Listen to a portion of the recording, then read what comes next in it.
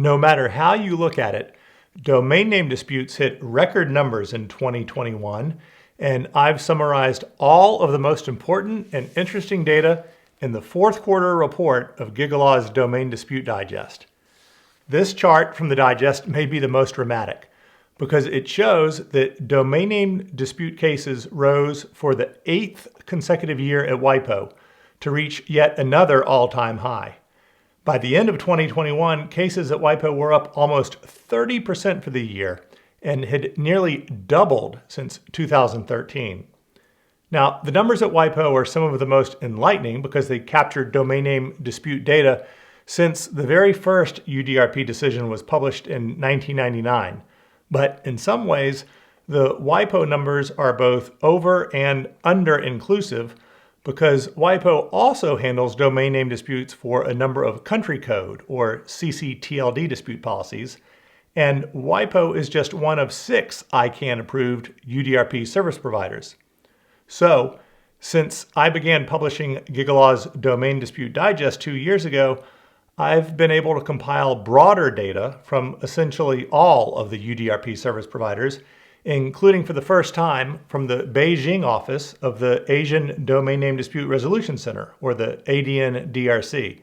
By the way, if you haven't seen my recent interview with ADN-DRC, you can see that in another video on the GigaLaw YouTube channel. Anyway, based on the aggregated data that I've compiled and analyzed, the trend is incredibly clear. As the digest shows, the number of UDRP decisions issued in the fourth quarter of 2021 was up almost 37% versus the same quarter of 2020. Plus, because a single UDRP case can involve multiple domain names, the total number of disputed domain names rose even more steeply, by more than 51%.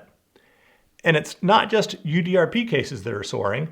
It's also disputes under the URS, the Uniform Rapid Suspension System, which is the little notice policy that was designed for a new category of disputes after the new GTLDs began launching more than 8 years ago.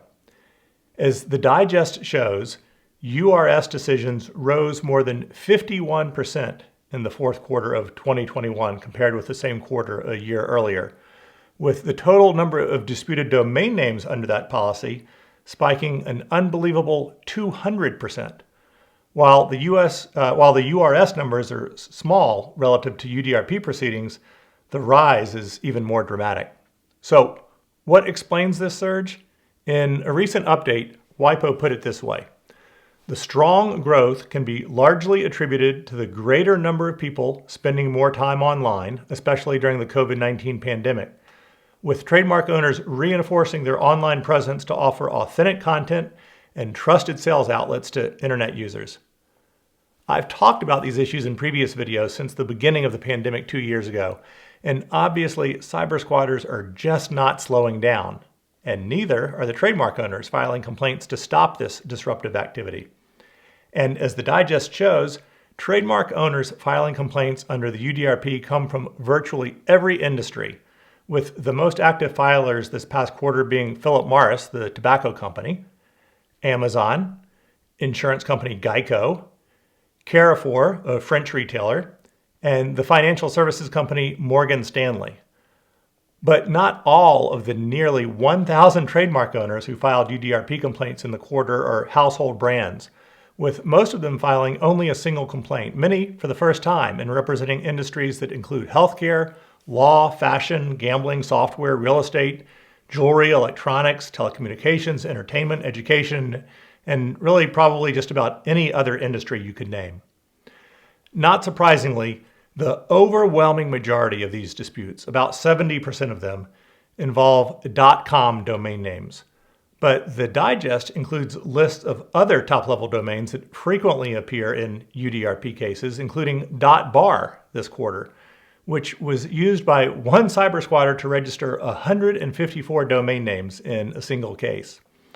All told, there are more than 150 GTLDs in UDRP cases in the quarter, everything from .agency to .zone, and 7 CCTLDs, with Colombia's .co being the most popular again, as it usually is, given its similarity to .com.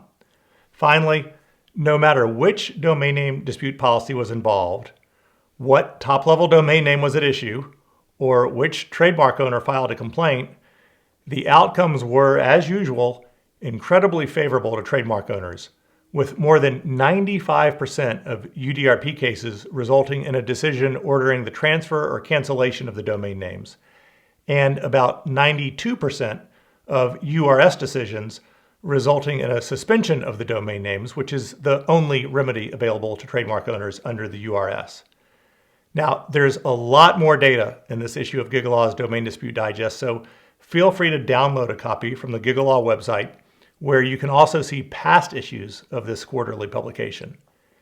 And if you want to learn more about the UDRP and the URS, please check out my masterclass on domain name disputes, as well as other resources on my GigaLaw website. And be sure to subscribe to the GigaLaw YouTube channel to be notified of future videos discussing other internet legal issues. Thanks for watching, and see you next time online.